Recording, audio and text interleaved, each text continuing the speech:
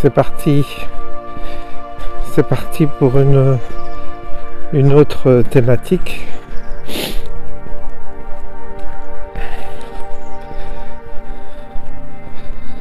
Alors là, aujourd'hui, c'est la question à se poser. C'est est-ce qu'on a atteint les limites? Est-ce que les choses ont atteint leurs limites? C'est-à-dire, est-ce que les religions ont atteint leurs limites? Est-ce que les philosophies ont atteint leurs limites? Est-ce que la science a atteint ses limites? Est-ce que les idéologies ont atteint leurs limites? Est-ce que l'économie a atteint ses limites? Est-ce que notre société, notre civilisation a atteint ses limites?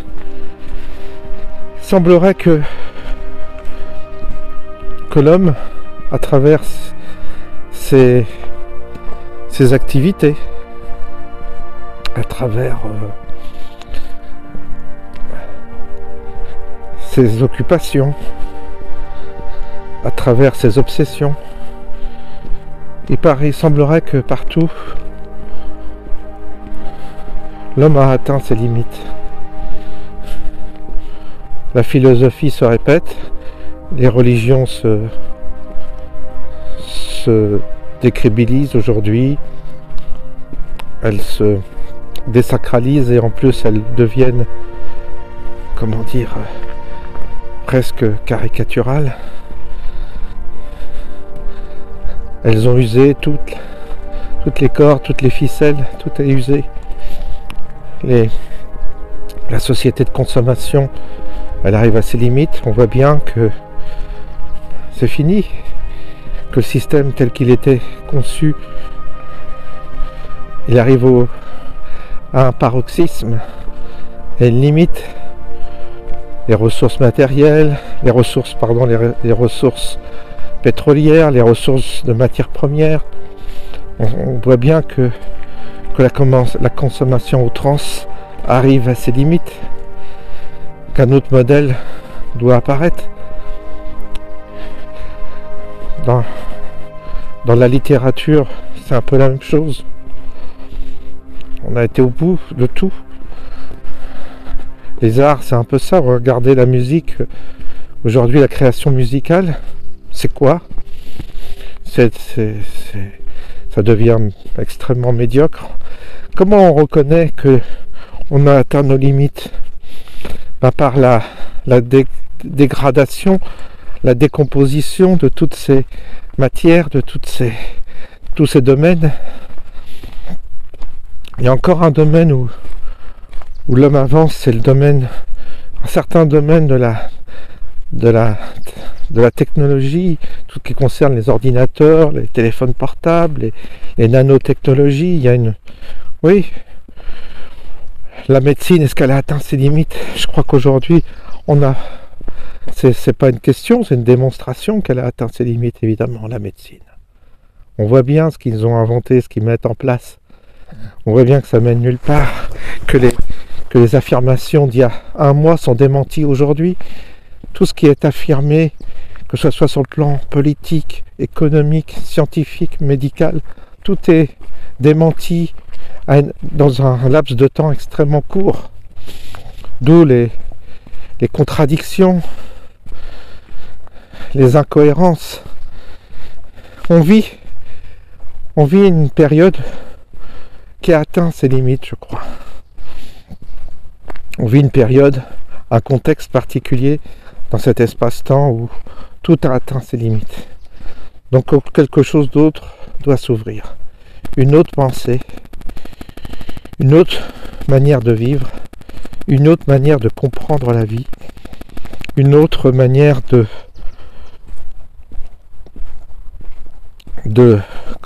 verticalité, d'élévation spirituelle, on pourrait dire. Tous les vieux modèles sont épuisés, archi épuisés. Comme si on avait recuit et recuit le même plat. Et aujourd'hui, il devient immangeable, indigeste.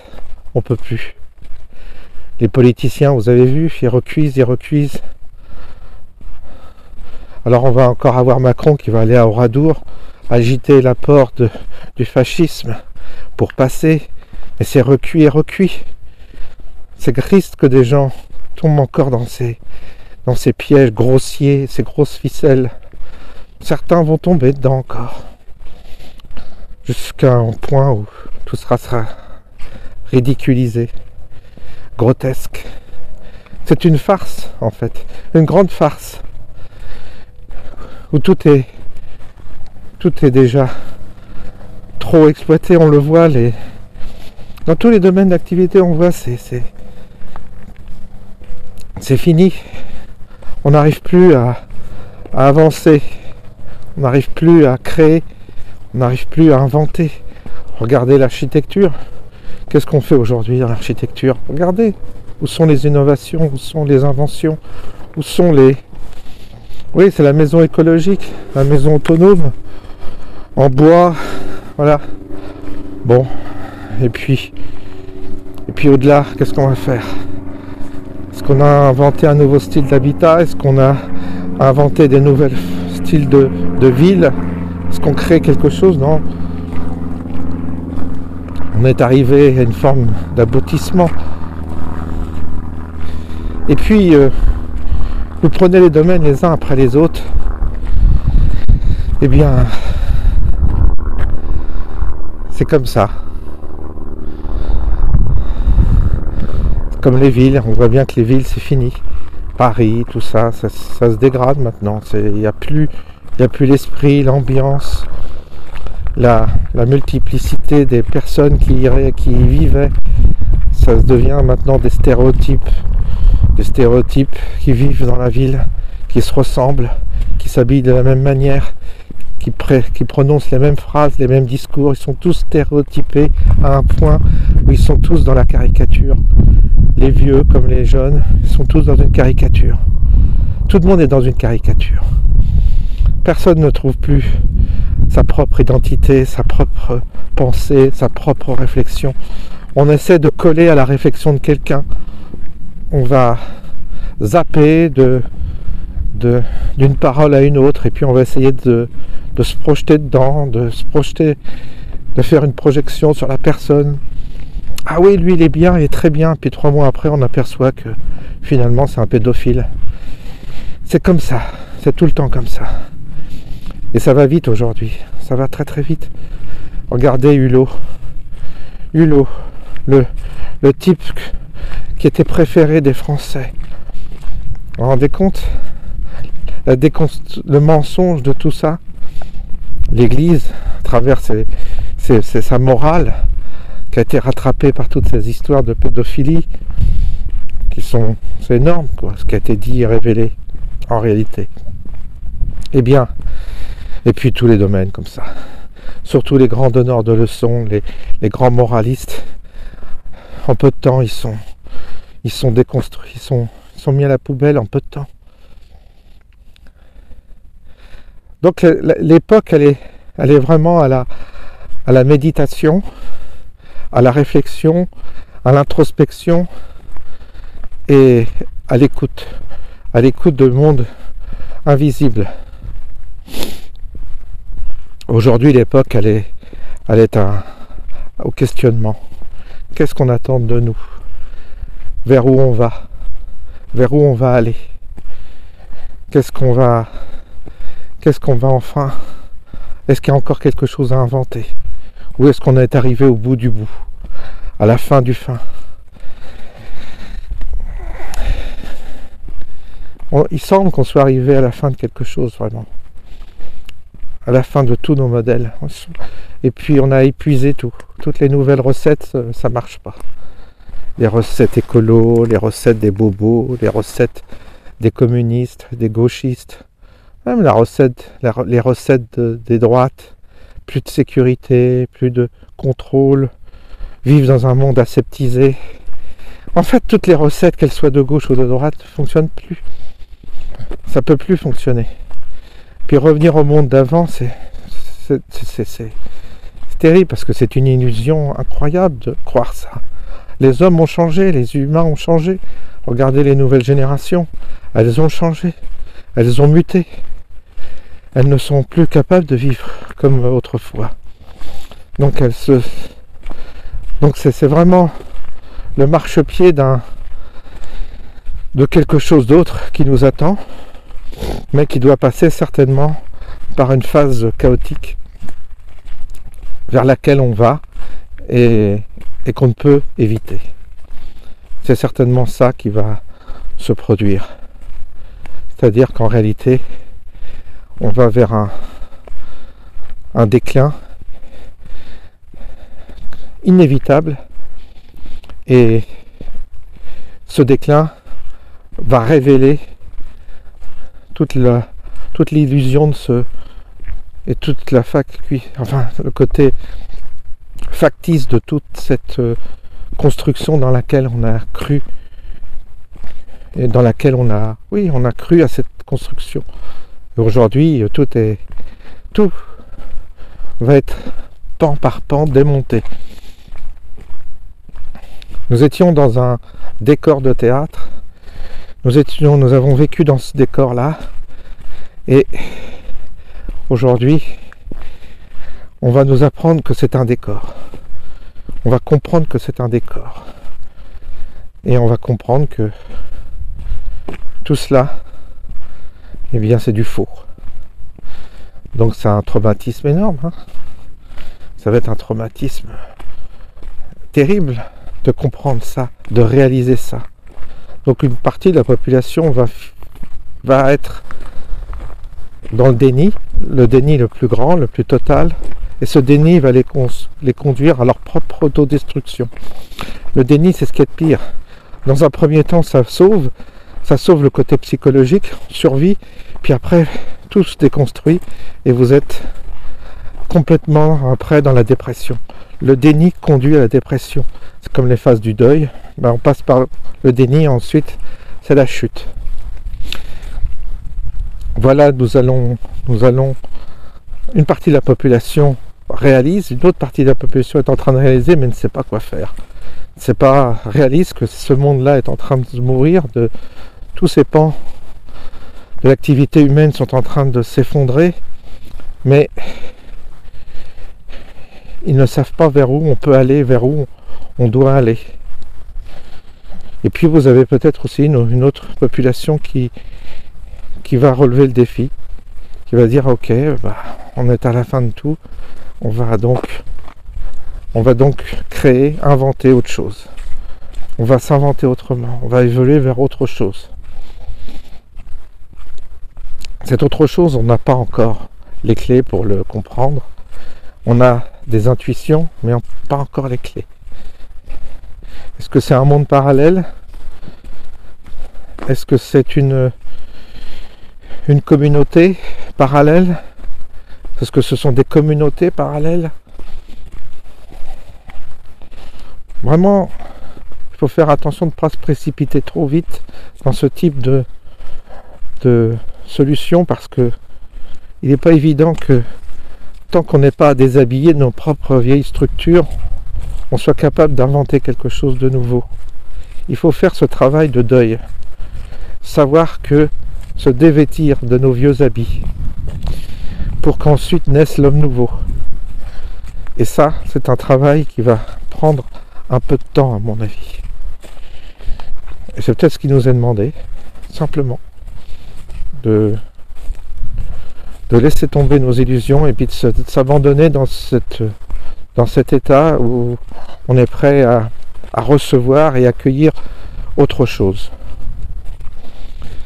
Pour ça, il faut avoir une disposition d'âme, il faut avoir une disposition intérieure, il faut ces qualités-là pour accueillir le nouveau monde, si ce nouveau monde doit venir. On n'en sait rien. Peut-être que c'est la fin, tout simplement, de tout, et qu'on va s'effondrer dans un chaos apocalyptique et que rien ne renaîtra.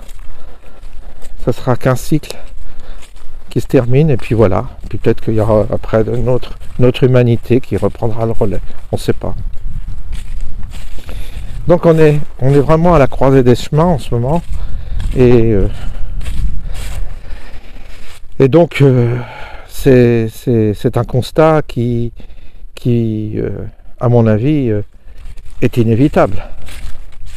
On ne peut pas faire l'économie de ce constat-là. Ensuite, une fois qu'on a digéré tout ça, on va continuer au jour le jour. On va continuer à vivre au jour le jour, en sachant que de jour en jour, il peut nous tomber des trucs sur la tête qu'on n'a pas prévu. On n'avait pas prévu notre passe pic-pic. Bon là ça y est, ça vient de passer. Donc là, c'est clair et net, on peut plus se déplacer, on peut plus aller au restaurant, bientôt on pourra peut-être plus aller dans les magasins, à moins que un espoir d'allègement vienne faire croire que on va pouvoir sortir de cette situation, mais de toute façon ils sont bien décidés à restreindre nos libertés. Ils ont cette faculté avec cette pandémie de nous avoir serré la vis, de nous avoir restreint nos libertés.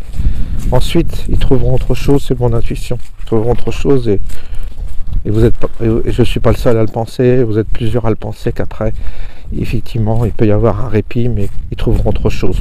Après ça va être le climat, on nous prépare déjà sur les restrictions climat, donc vous aurez les pays qui continueront à polluer, des pays énormes, l'Inde, la Chine, tout ça, les États-Unis, ça continuera à polluer, et puis on vous fera croire que vous individuellement, avec des petites mesurettes, vous allez sauver le climat.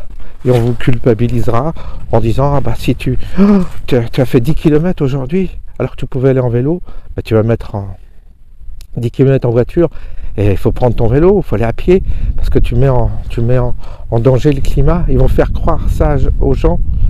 J'ai vu cette folie. Quand je suis allé en Allemagne, une petite anecdote en passant, quand je suis allé en Allemagne, les Allemands sont très écolos.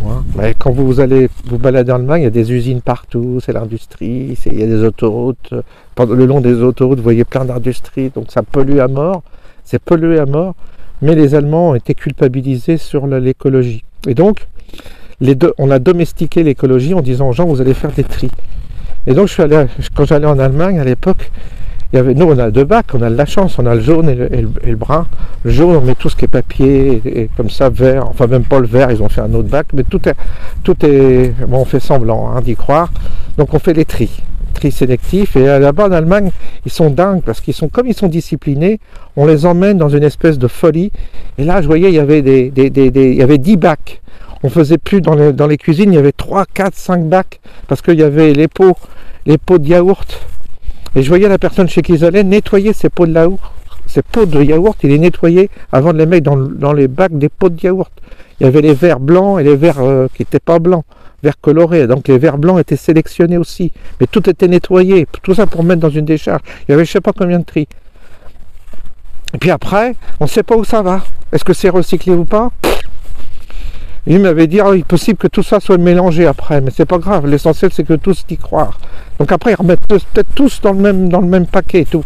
Mais c'est pour tenir les gens, pour les culpabiliser et les domestiquer par des mesures totalement absurdes de ce type-là. Alors le tri sélectif, c'est comme l'histoire des pailles en papier. Moi j'aimais bien parce que les bobos qui vivent à Paris et qui font 3-10 voyages par an en avion, la paille, pour eux, c'était formidable d'avoir pris cette mesure de remplacer des pailles en plastique par des pailles en papier. Je ne sais pas si vous voyez. Et ces gens-là faisaient que des voyages. Donc ils prenaient l'avion. Donc il y a une incohérence totale. Mais la bonne conscience, imposée comme ça, est une forme de folie collective. Il faudrait les psychanalyser, tous ces gens qui nous emmènent là ou qui tombent dans ces pièges-là. Ce sont des grands malades, tellement ils vivent dans une incohérence totale. Ils sont contre, alors là aussi c'est tous ceux qui sont contre le capitalisme, anti-capitaliste, mais quand vous les voyez, ils sont tous fonctionnaires, ils sont tous à dépendre de l'État qui lui tire ses ressources du capitalisme. Parce que l'État, c'est grâce aux impôts payés par le privé qui distribue l'argent aux fonctionnaires. Et les fonctionnaires, ou les gens qui sont dans la contestation, soi-disant, contre le système capitaliste, ils dépendent, ils n'ont pas leurs petites activités autonomes, ils ne font pas leur jardin et ils ne vendent pas leurs légumes sur le marché, parce que ça, évidemment, ils s'en sont incapables. Donc ils sont sur des terrasses de café, ils refont le monde, suivant leur vision. Ils sont en général fonctionnaires, ils ont compris qu'il fallait rentrer dans la fonction publique parce que c'est beaucoup moins risqué, beaucoup plus confortable, parce qu'on a plus de congés, on peut voyager davantage. Et du coup, ils sont ils vont manifester, par exemple, ils vont faire des manifestations anticapitalistes, alors qu'ils dépendent du capitalisme, parce que c'est le capitalisme qui les nourrit. Mais ils ne s'en rendent pas compte, ils ne conçoivent pas. C'est de l'incohérence totale. Eh bien, c'est de l'incohérence comme ça, à tous les niveaux. C'est pour ça que je vous dis qu'on est arrivé au bout. C'est très facile, en deux, trois cuillères à peau, on met à mal tous ces gens qui vivent dans le semblant, qui font semblant d'eux, qui sont dans l'illustration de l'hypocrisie et du mensonge. Tout ça va se déconstruire. Vous voyez, aujourd'hui, ces gens comme Hidalgo, tout ça, font 3% des sondages parce que ça y est, c'est recuit. Le socialisme est foutu. Pourquoi? Parce que ça a été recuit. C'est fini, personne n'y croit plus. Et personne plus. On va avoir 70% d'abstention dans les élections parce que les gens n'y croient plus. Les religions, les églises sont vides parce que les personnes ne croient plus en ces prêtres qui ont le dernier archevêque de Paris demandait aux gens de faire... Il est un ancien médecin, il dit aux gens d'aller se faire pic-pic, alors qu'on sait très bien qu'il y a des accords entre... que c'est une histoire d'argent derrière par rapport à un laboratoire, mais ça fait rien. On y va. Et donc, partout, c'est le mensonge, l'incohérence, la tromperie. Pour ça, je vous dis qu'on est arrivé au bout du pic-pic, au bout du système. Et on verra bien. On va voir tous ces pans-là s'effondrer progressivement. Et puis, quand la population va plus croire au Père Noël, parce que là, ce qu'on fait pour tenir encore la population qui est dans, entre guillemets, la résistance, on leur lance des petites rumeurs. Oh, on va rester des rumeurs d'arrestation. Oh, on va en sortir. Il va y avoir tous ces gens-là vont être condamnés. Et puis il y a un sauveur qui va arriver derrière et qui va nous sortir de là. Puis on retrouvera notre vie d'avant. Tout ça, c'est alimenté par justement ceux qui veulent que le système se maintienne. Il faut aussi alimenter les gens qui sont dans la dissidence. Et il faut les alimenter par quoi? Les tenir par quoi?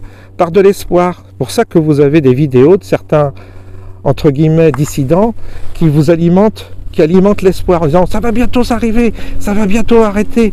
Moi j'ai des guides, ils m'ont dit que ça allait bientôt s'arranger, qu'on va vers une époque formidable. Et puis vous avez d'autres qui disent que des politiques nouveaux vont arriver, que ça va être formidable.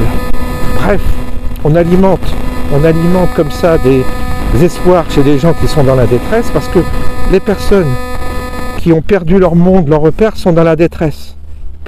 Ils ont perdu leur repère, ils peuvent plus voyager, ils peuvent plus bouger, ils peuvent plus aller au restaurant, tout ça. Je dis pour ceux qui ne sont pas pic-pic, mais les autres ça va suivre de toute façon, puisque c'est la tendance générale.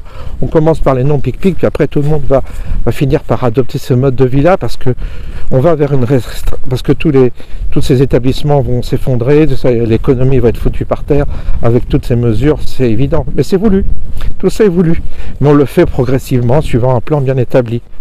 Eh bien, pour que le monde tienne encore, il faut alimenter, il faut aider l'opposition à se coaliser auprès de faux prophètes ou de faux gourous.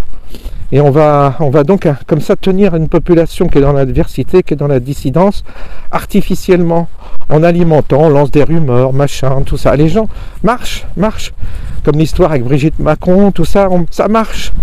Ça marche parce que ça alimente, ça permet. Oh, vous allez voir quand ça va sortir, il va y avoir un scandale énorme et l'effondrement du système va arriver. Effondrement du système, c'est un système qui s'effondre, mais pas suivant vos principes, pas pour que l'ancien revienne, il n'y aura pas l'ancien. Il ne va pas s'effondrer de cette manière-là. Effectivement, on va arriver au bout, mais c'est pas de cette manière-là, autrement. Et donc, vous allez voir que ce qui nous attend, ça risque de... Si on n'a pas la bonne attitude intérieure, si on n'a pas si on le prend, il faut le l'accepter d'une certaine manière, ce changement. Il faut en faire le deuil et il faut être prêt, il faut avoir une souplesse d'esprit, prêt à s'adapter quels que soient les événements qui vont arriver. Quels que soient les événements qui vont arriver. Voilà. Bon, bah, je vais vous faire voir un peu le paysage.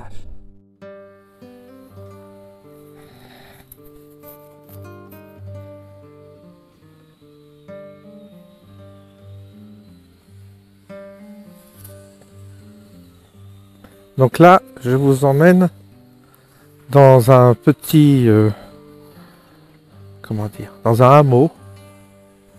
Voilà, je vous fais voir un peu les maisons qui sont dans un hameau. Un petit hameau que, oh, je sais pas moi, qui est à 5-6 km de mon village.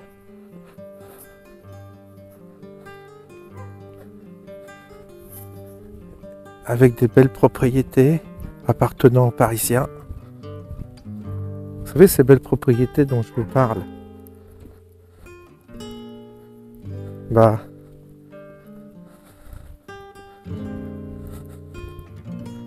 on en trouve là. Alors pas que, hein, pas que, mais là il y en a une au loin, une sur le côté là.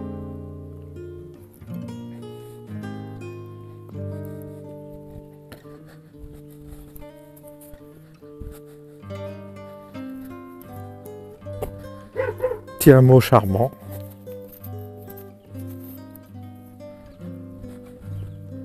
Alors il y a un mélange de population. Il y a des personnes qui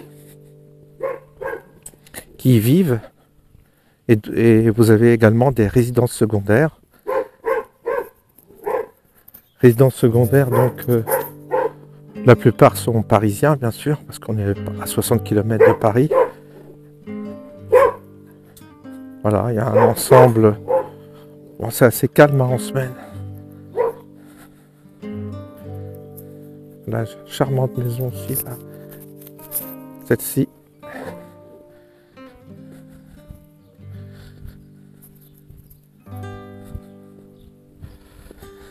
Voilà, ça change des vidéos avec avec de la réflexion. C'est la période, ça c'est la phase un peu récréative. Alors, cette maison est très jolie, très très jolie, plein de charme. C'est également des Parisiens qui y vivent, qui viennent se retirer là de temps en temps. Ça c'est plein de charme. Vous voyez? Intéressant, hein? Intéressant. Évidemment, on rencontre pas beaucoup de monde là.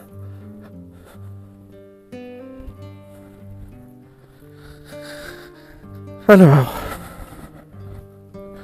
je vais vous emmener un petit peu plus loin là. On va marcher vers d'autres propriétés qui sont également des résidences secondaires.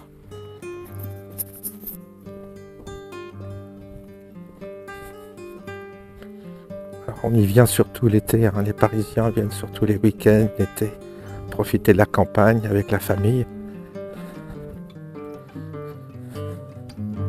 En général, ils sont bien restaurés, les maisons des Parisiens. Ils font de la restauration avec du goût. Celle-ci, c'en est une également. Et c'est assez joli.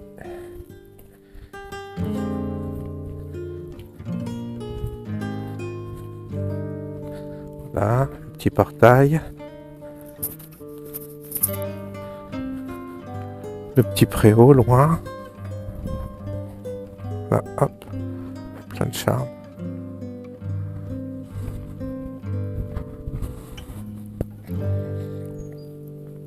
Moi, ma maison, c'est une maison des années 60, donc elle n'a pas ce caractère qu'ont les maisons ici, ce qu'on appelle les briardes, quoi. Là, vous en avez une autre, là, c'est pareil. Je ne sais pas s'ils sont parisiens, mais je crois que c'est également une résidence, un peu comme ça, qui est très très belle, qui est près d'un ruisseau.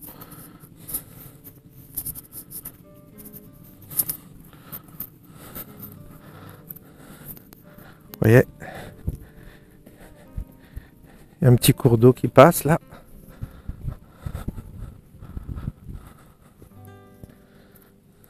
Là.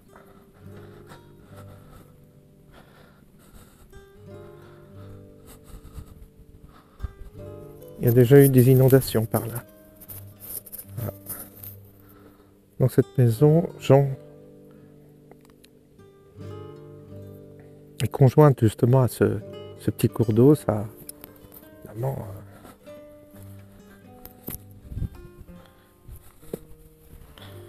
vraiment ça fait envie.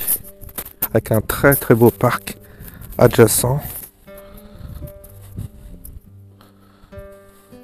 Puis c'est la maison face devant là. Voilà.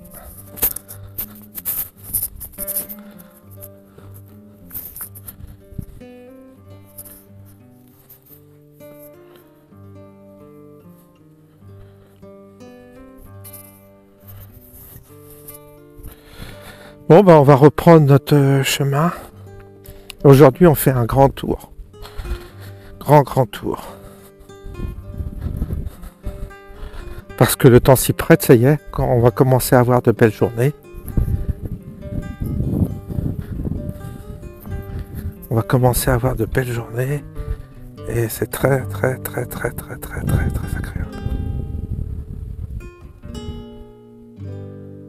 Et je vous fais partager le cadre dans lequel je vis, qui correspond très bien